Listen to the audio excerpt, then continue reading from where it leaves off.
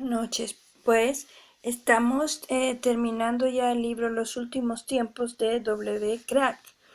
Es el capítulo 17, la última purificación. Después de la caída de la humanidad en desobediencia a las instrucciones del Creador, nunca se ha llegado al estado perfecto dentro de la sociedad humana. La regeneración de la existencia humana debe anteceder a tal propósito de perfección. Por esta razón nació Jesucristo, quien declaró: el Hijo del Hombre vino a buscar y a salvar lo que estaba perdido. Y otra vez dijo: Dios no envió a su Hijo al mundo para condenar al mundo, sino para salvarlo. Lucas 19:10 y Juan 3:17.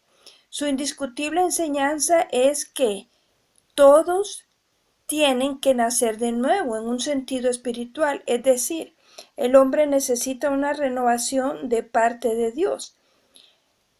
El que no nace de nuevo no puede ver el reino de Dios. En el Evangelio según San Juan, capítulo 3, versículos 3, 5 y 7. De todos modos, en el reino de paz de 1000 años, existirán todavía el pecado y su paga, la muerte. Hay también otro factor que tiene un importante papel, que es la generación de los hombres continuará. Apocalipsis 27 al 10. A fin de conseguir la integridad universal, cuando hayan pasado los 1000 años, tendrá lugar una purificación decisiva después de la acción de Satanás, que habrá sido soltado de su prisión para ir a engañar a las naciones en todo el mundo. El gran enemigo tendrá el éxito de reunir en rebeldía a numerosas personas que fingieron obedecer a la autoridad del Cristo divino. Son tan numerosas, dice el apóstol, como la arena del mar. Sigue la descripción de la visión. Así que subieron por lo ancho de la tierra y rodearon la residencia del gobierno. Para conservar su obra restauradora, Dios mandó fuego del cielo, que los quemó por completo. Y el diablo que los había engañado fue lanzado al lago de fuego y azufre, donde había sido lanzado ya el monstruo y el falso profeta. El del monstruo es la bestia, el anticristo, y el falso profeta, es decir, en el infierno para siempre. Escribe San Juan. Carta primera de Juan, versículo 8b. El Hijo de Dios ha venido precisamente para deshacer lo que el diablo ha hecho. Esto realmente es lo que el Señor hizo, que vino precisamente para deshacer lo que el diablo había hecho. El capítulo 18, el juicio final. Finalmente el apóstol y profeta Juan nos da una descripción del juicio final, en el cual el Señor dictará sentencia sobre los restantes muertos para la eternidad. Los muertos que no tienen parte en la primera resurrección, es decir, la del arrebatamiento de la iglesia, son aquellos que no han sido justificados por la fe en el Señor Jesucristo. No se habían entregado al Salvador y son los perdidos en la creación y no tendrán gozo de servir en el futuro en la obra de la divinidad. Ellos no volverán a vivir hasta que se cumplan los 1000 años del reinado de Cristo. Apocalipsis 25. Esta condición es comprensible, a nuestra opinión, porque durante los 1000 años del reino de paz y sobre todo hacia el final, morirán más hombres en sus pecados y por eso el juicio final sigue después. El que aquí juzga por última vez es el mismo a quien los incrédulos han rechazado como Salvador. No el Padre, sino el Hijo se sienta en este trono blanco. El Padre no juzga a nadie, sino que le ha dado a su Hijo todo el poder de juzgar, para que todos den al Hijo el mismo honor que dan al Padre. Evangelio según San Juan, capítulo 5, versículo 22, 23. El juicio final será una afirmación pública del juicio individual que se ejecuta al instante de la muerte. Hebreos 9:27. Todos tienen que morir una sola vez y después viene el juicio. Leemos en la carta a los Hebreos. Apocalipsis capítulo 20, versículos 11 al 15. Dice, entonces vi un gran trono blanco y al que estaba sentado en él, y vi a los muertos grandes y pequeños en pie delante de Dios. Y fueron abiertos los libros y también otro libro que es el libro de la vida. Los muertos fueron juzgados de acuerdo con lo que habían hecho, según lo que estaba escrito en estos libros. Los que no tenían su nombre escrito en el libro de la vida fueron lanzados en el lago de fuego. Esto es la muerte segunda, es decir, el infierno para siempre, donde el remordimiento nunca jamás cesa.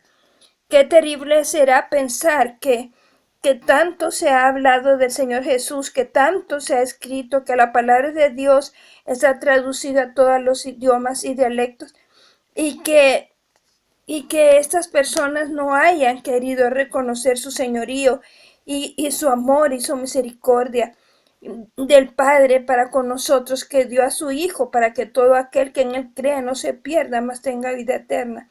Pero qué tremendo será esto en la muerte segunda, es decir, el infierno para siempre, donde el remordimiento nunca jamás cesa por no haber reconocido al Señor Jesucristo como su Señor y Salvador. ¿Cómo escapar a esa horrible condenación? Pues todos han pecado. De veras, tenga atención. Todos fueron juzgados, cada uno según lo que había hecho. Esto es muy personal. La Biblia declara que no hay ningún hombre que pueda justificarse por sus obras. ¿Qué ha de hacer para salvarse? Aconseja el apóstol Pablo, cree en el Señor Jesucristo y serás salvo. Hechos 16:31. Y el gran predicador informa, ahora es el tiempo favorable, ahora es el día de salvación. Cada día es el tiempo favorable, cada día es el tiempo de condenación. Dios nos da mucho tiempo, por eso dice la Biblia que Él no hace el juicio, este juicio final, como algunos lo tienen por tardanza, o sea, de que Dios nunca lo va a hacer, sino porque Él quiere que todos procedan al arrepentimiento. Entonces, por eso Él está alargando los tiempos, para que todos los seres humanos tengan tiempo de arrepentirse. Dios en su bondad hizo de Cristo por su muerte el mediador de reconciliación y de perdón. Esto tiene efecto por medio de la fe en Jesucristo, crucificado y resucitado. Ocurre de una manera gratuita en virtud del sacrificio del Cordero de Dios a los que creen en Jesús. 2 Corintios 6:2, Romanos 3:22 al 26. Así pues, como compañeros en la obra de Dios, os rogamos que no desaprovechéis la bondad que Dios os ha mostrado. 2 Corintios 6:1. Yo les ruego en el nombre del Señor, como dice aquí Pablo. Así pues, como compañeros en la obra de Dios, os rogamos que no desaprovechéis la bondad que Dios os ha mostrado, tanto en el Antiguo Testamento como en el Nuevo Testamento. A través de toda la Biblia, el Señor invita al hombre pecador a acercarse con arrepentimiento a fin de recibir perdón. El profeta israelí Joel, que vivió 800 años antes de Cristo, y el apóstol Pablo, primer siglo después de Cristo, ambos publicaron: todo aquel que invocar el nombre del Señor será salvo. Joel 2:32 y Romanos 10:13. Isaías 1:18. Si vuestros pecados, fíjense cómo dice nuestro Dios, fueren como la grana, o sea, rojos, como la nieve serán emblanquecidos. Y si fueren rojos como el carmesí, vendrán a ser como blanca lana. Dios tiene poder para transformar nuestros pecados y limpiarnos de toda maldad con su sangre derramada en la cruz del Calvario. Amado hermano, amado amigo y amiga, si no pertenece usted todavía al Salvador Jesucristo, acuda a Él con arrepentimiento, pidiendo perdón, entréguese a Él sinceramente.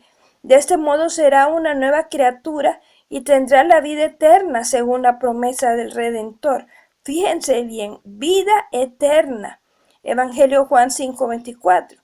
En verdad os digo, el que presta atención a lo que yo digo y cree en el que me envió, tiene vida eterna y no será condenado, pues ha pasado ya de la muerte a la vida.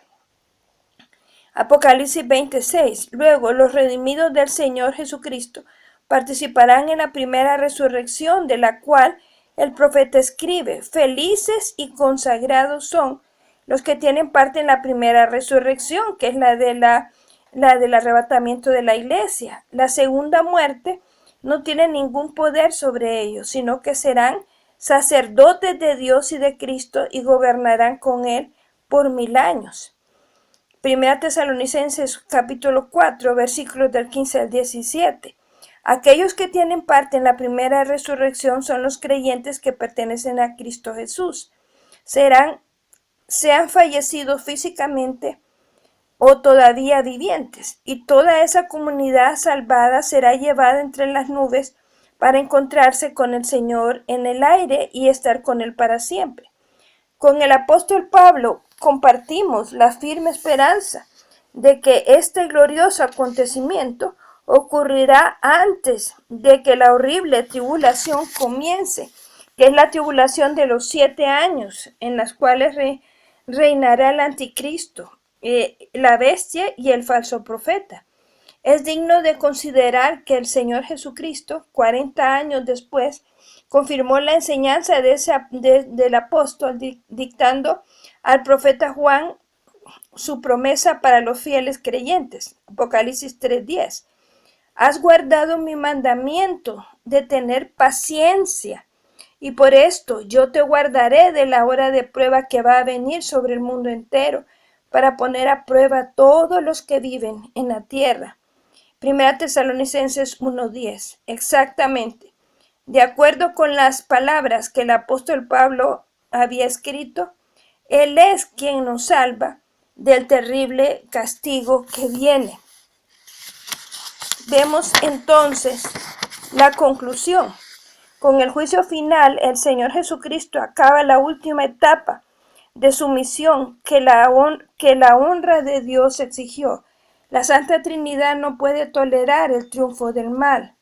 Cumplida su misión de extinguir las consecuencias de la operación de Satanás y suprimir por completo la influencia del maligno, Cristo habrá puesto en estado perfecto el universo que el Creador hizo enteramente bueno. 1 Corintios 15:24. Entonces Cristo entregará el reino al que es Dios y Padre. 1 Corintios 15:25-26. Dice la Sagrada Escritura: Cristo tiene que reinar hasta que haya puesto a todos sus enemigos bajo sus pies, y el último enemigo que será destruido es la muerte. Efesios 3:11. Tal era el propósito eterno de la Santa Trinidad, llevado a cabo en nuestro Señor Jesucristo, quien es para nosotros la expresión del ser divino, lleno de amor y de compasión para con la raza humana, a la cual Él quiere salvar de la condenación eterna. A fin de efectuarlo, Jesucristo se puso como el Cordero de Dios que quita el pecado del mundo, dándose Él mismo en sacrificio como sustituto por nosotros. La Biblia nos lo revela, Filipenses 2:6-11.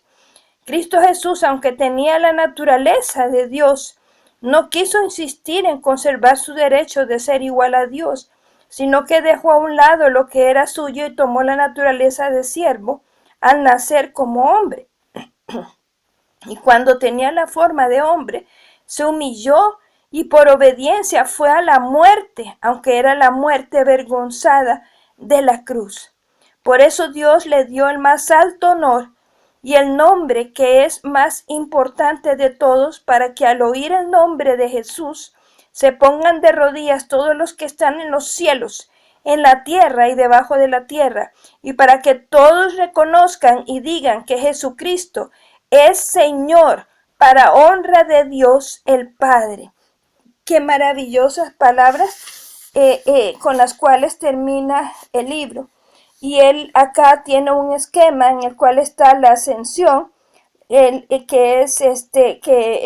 ocurrirá pronto en la época presente. Luego el recogimiento, después seguirá la tribulación, que son 7 años, el Armagedón, después los 1000 años del milenio y el juicio final y luego la eternidad para siempre. ¿Será con Dios o será en el infierno? No hay otro sitio. La Biblia enseña, ahora en la época presente hay salvación por la obediencia de la fe. Es un tiempo indefinido. Después sigue la terrible tribulación 7 años. Luego el reino de paz de Cristo por 1000 años y por fin la eternidad. En la resurrección y ascensión de Cristo, la resurrección, transformación y recogimiento de los creyentes, 1 Tesalonicenses 4, 15, 17, la batalla del Armagedón y la venida de Cristo. Después de la batalla del Armagedón será la venida de Cristo en Apocalipsis 19, 11, 21, ya para juzgar a las naciones, al anticristo y al falso profeta, la resurrección de los restantes muertos y el juicio final, en Apocalipsis 20, 11 al 15. Decía nuestro Redentor Jesucristo en el Evangelio según San Juan 3:36. El que cree en el Hijo de Dios tiene vida eterna, pero el que no quiere creer en el Hijo no tendrá esa vida, sino que recibirá el terrible castigo de Dios. El Señor Jesucristo vendrá primero para llevar consigo a los suyos y después en el arrebatamiento y después para instalar su reino de paz en la tierra. Qué maravilloso libro el de los últimos tiempos de W. Clark. Se los recomiendo. Y espero y confío, le pido al Espíritu Santo que toque sus corazones, su mente, para que pronto descubran cuán importante es conocer a Jesucristo, quien dio su vida por nosotros para que podamos estar con Él en el cielo y podamos venir a la tierra al juicio final para juzgar a vivos y muertos y para luchar contra los que están con el anticristo y venceremos, porque nosotros tendremos un cuerpo diferente, un cuerpo glorificado como el del Señor Jesucristo. Esto es lo que Dios quiere para nosotros. Para esto nos creó, no para el sufrimiento ni para la enfermedad, sino para la gloria eterna en los cielos y en la tierra. Que el Señor los bendiga.